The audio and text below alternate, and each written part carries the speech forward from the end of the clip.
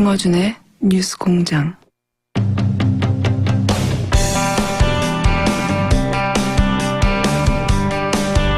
이부진 호텔 신라 사장의 이혼 재판 과정에서 이 사장이 편법 상속을 인정했다. 이런 이야기가 나왔습니다. 더불어민주당 박영선 의원 연결해 보겠습니다. 안녕하십니까, 의원님. 네, 안녕하세요. 네, 오랜만입니다. 반갑습니다. 네, 네. 오로지 의원님만 주장하는 내용이어서 의원님만 가지고 있는 정보인가 싶어서 지금 다시 연결을 했는데요. 이 내용을 좀 자세히 설명해 주십시오. 편법 상속을 이부진 사장이 사실상 인정하시다. 이게 어떤 내용입니까? 이부진 사장이 이혼 소송 과정에서 재판부에 제출한 보유 재산이 1조 7,046억 원이거든요. 네.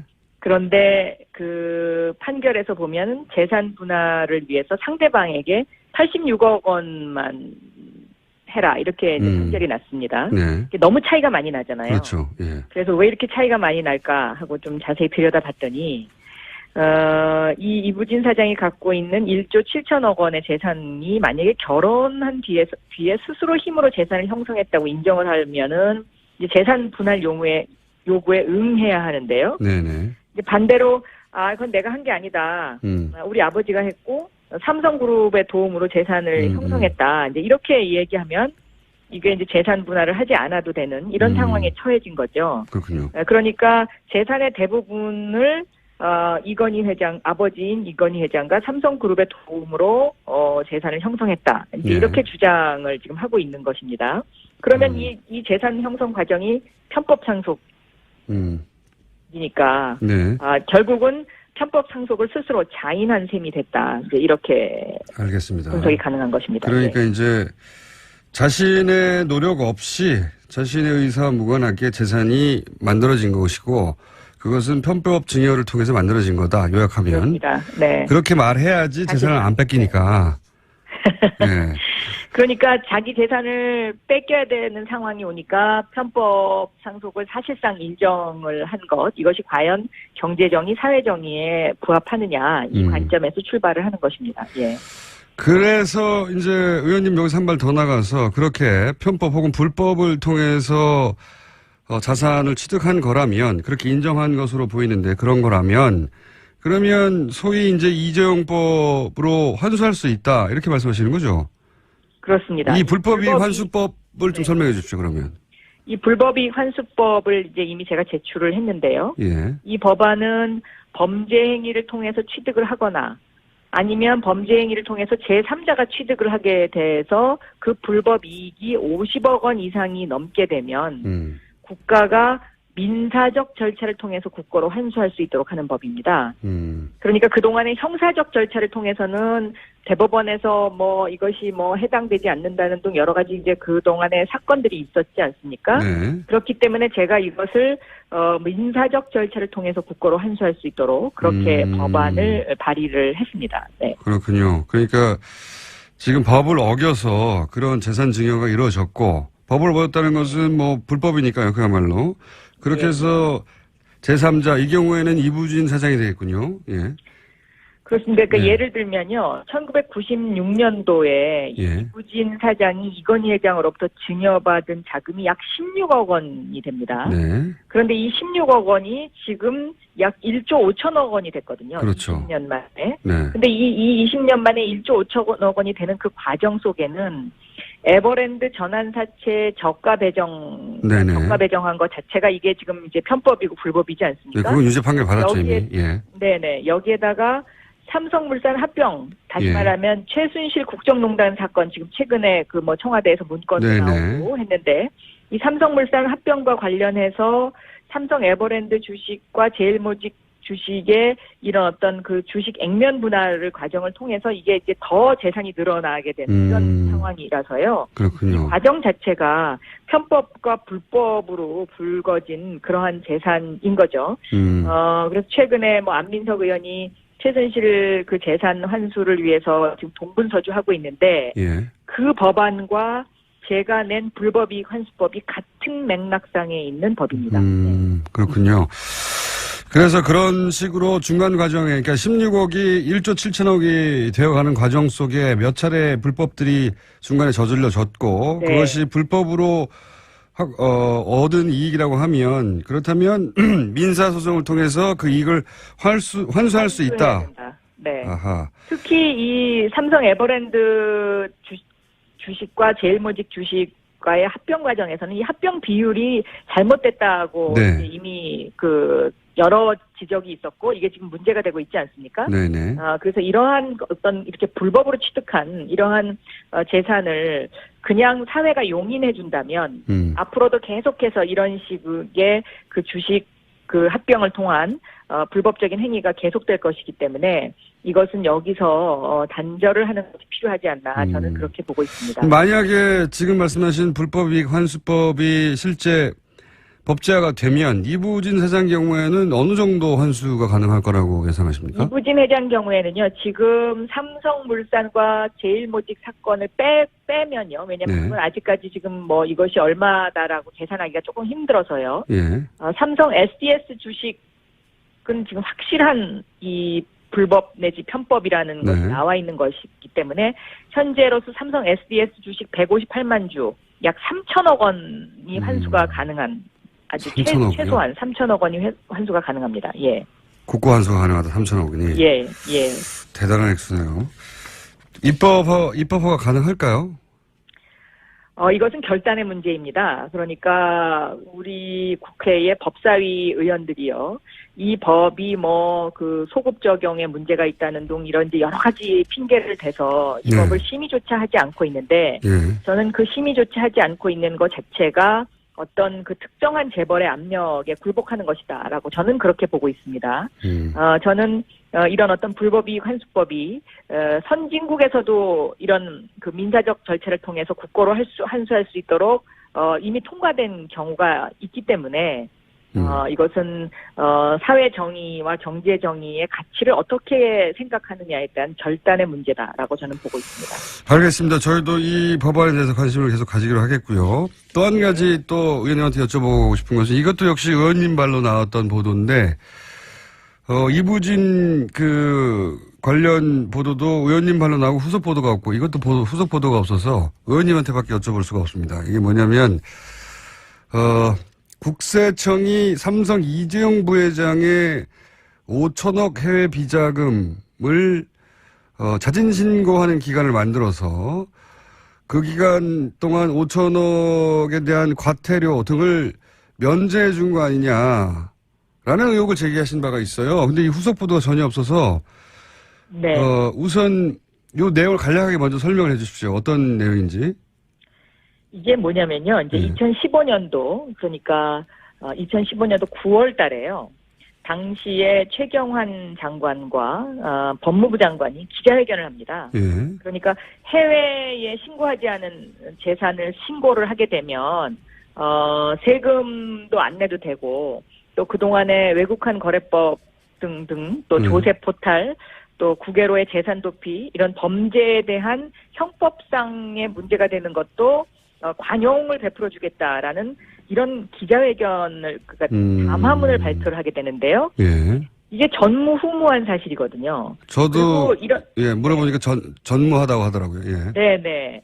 그래서 이 기간을 2016년 3월 31일까지 6개월간으로 합니다. 예. 이거 자체가 저는 굉장히 좀 이상하다고 생각합니다. 왜냐하면 이 당시가 최순실 사건이 정점에 이르던 그 시점하고 굉장히 유사한 그 시점이거든요. 삼성과 최순실이 이 건과 어떤 뇌물을 주고받는 거 아니냐 하는 의혹이 있는 기간이죠. 예. 그래서 상당히 저는 이 부분에 있어서 의혹을 제기할 만한 그런 여러 가지 이유가 있다고 생각하고요. 이 당시에 신고된 신고 액수가 2조 원이 넘습니다. 예. 그런데 국세청이 2조 원이라는 액수를 신고받아 놓고 세금을 부과한 것은 1,500억밖에 되지 않습니다. 그 중에서. 네네. 그래서 이 부분은 앞으로도 국회에서 좀 집중적으로 이 부분을 좀 더 세밀하게 다뤄야 되지 않겠나. 저는 그렇게 생각하고 있습니다. 저도 관심이 많은데요. 그러니까 요약하면은, 지금 이제 그 삼성 이재용 부회장의 재판도 결국은 삼성과 최순실 혹은 박근혜 대통령까지 포함하여 네. 이권을 주고받고 뇌물을 주고받은 거 아니냐 이런 정황에 대한 재판 아니겠습니까? 그렇습니다. 네. 예. 그런데 이제 삼성이 최순실 씨에게 제공한 것은 현금 등등인데 그러면 반대급부로 삼성이 가져간 것은 이 합병에서의 혜택 외에도 다른 것도 있을 수 있지 않느냐 이런 의혹이 있을 수 있는데 이게 이제 그런 네. 의혹이 가능하죠. 그리고 또 최순실 씨의 해외 자산 부분에 관한 것도 여기에 좀 포함되어 있지 않나 하는 그런 의문점을 충분히 가질 수 있는 아하. 대목입니다. 네. 그러니까 하나는 삼성의 해외 비자금을 합법화하는 루트를 만들어준 거 아니냐 하는 의혹 하나하고 네, 네. 혹은 삼성 해외 비자금의 이름으로 해외에 있던 자금 일부가 최순실 혹은 뭐 관련된 자금 일부가 국내 들어온 거 아니냐. 네. 이런 의혹 두 가지가 가능하다는 그런 거죠. 의혹을 제기할 수 있는 부분입니다. 왜냐하면 이것이 국회에서 논의조차 되지 않았고요. 갑자기 담화를 발표를 하고 그리고 이 담화가 그렇게 기사화되지도 않았습니다. 그렇죠. 예. 네. 당시 2조 가량 이런 식으로 해서 면책됐다고 하는데 의원님 이 중에 삼성 이재용 부회장의 5천억 해외 비자금이 포함됐다고 하는 이제 어떤 정보 첩보를 받으신 거죠, 의원님은? 네, 누군가가 저한테 그런 정보를 줬습니다. 예. 예. 그런데 이제 후속 보도가 없는 것은 이 사실관계를 국세청이 인정하지 않거나 혹은 뭐 묵묵부답이라는 얘기인가요? 어떻게 됐습니까? 그 이후로? 묵묵부답인 상태입니다. 네. 묵묵부답이다. 아니다라고 말하지도 않고 NCND인가요? 긍정하지도 네, 않고. 그렇습니다. 네, 네. 지금 정권이 바뀌었는데, 예. 청와대의 지시로 밝힐 수 있는 사항은 아닙니까? 예. 궁금하네요. 왜 아직. 저도 그게 궁금합니다. 예.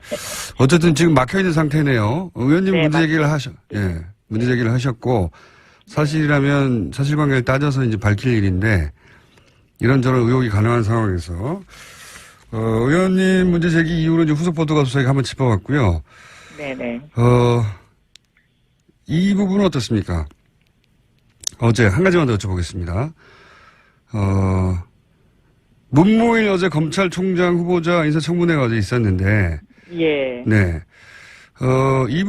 여기서 이 대목은 문제였다라고 짚어주시고 싶은 부분 있으십니까, 혹시? 저는 문무일 검찰총장 후보자가 이 수사권과 기소권에 관한 부분에 대해서 발언하신 부분은 상당히 우려가 됩니다. 그러니까 판사가 재판하지 않고 판결을 선고할 수 없듯이 검사가 수사하지 않고 기소 여부를 결정할 수 없다. 이렇게 이야기를 했는데요. 네. 이 수사권과 기소권이라는 것은 완전히 다른 것이거든요. 네. 그러니까 기소를 한다는 것 자체가 수사가 제대로 됐는지를 재판하는 거하고 똑같은 것입니다. 네. 그래서 수사권과 기소권이 분리돼야 권력기관 간의 견제와 균형이 이루어지는 것이죠. 그리고 문재인 대통령의 공약사항에 들어있는 검사의 2차 수사권. 이 2차 수사권이라는 것은 1차적으로 수사가 제대로 됐는지의 여부에서 제대로 되지 않았다고 생각했을 때 발동되는 것이 2차 수사권인데요. 이런 부분에 있어서 문무일 검찰총장 후보자가 검찰 조직의 논리를 그대로 대변했다는 것은 고양이가 계속 생선을 안고 가고 싶어 한다라고 이렇게 비유할 수 있겠습니다. 알겠습니다. 검경 수사권 분리에 대한 검찰총장의 소극적 입장은 문제다. 이렇게 지적하시는 거죠? 그렇습니다. 네. 알겠습니다. 지금 그 문제 제기하신 이부진 호텔신라 사장의 불법 이익환수법 적용 가능성 그리고 이재용 부회장의 5천억 해외 비자금 건은 의원님만 제기하신 문제이기 때문에 저희가 계속 의원님한테 여쭤보겠습니다. 네. 새로운 소식 나오면 저희한테 먼저 연락 주시고요. 네. 더위에 건강 조심하세요. 네, 감사합니다. 네. 의원님. 네. 서울시장 나가십니까? 그런 얘기는 다음 기회에 질문해 주시면 감사하겠습니다. 알겠습니다. 네. 감사합니다. 예. 박영선 의원이었습니다. 안 나가신다는 말씀 안 하시네요. 예.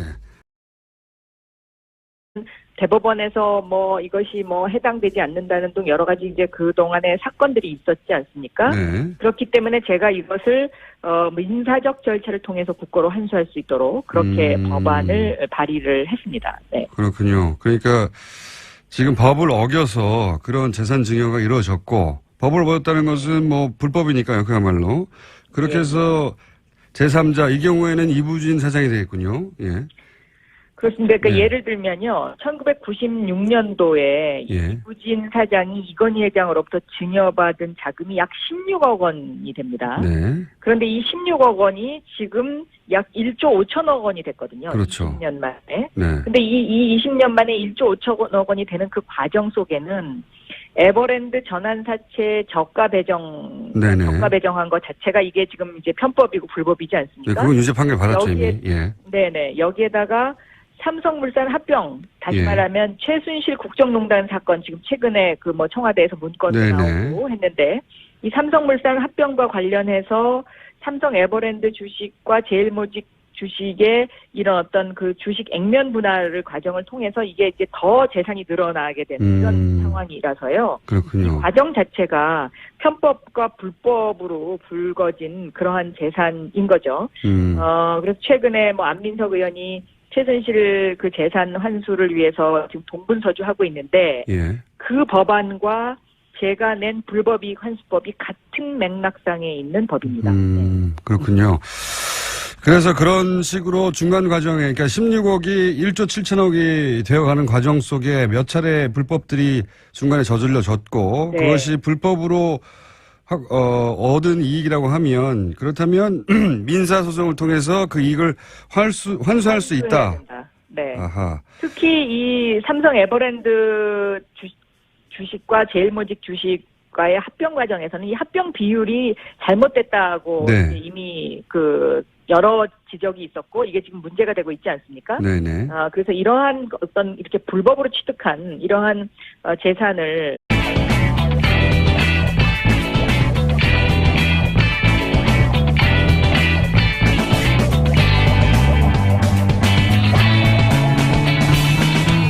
김어준의 뉴스 공장.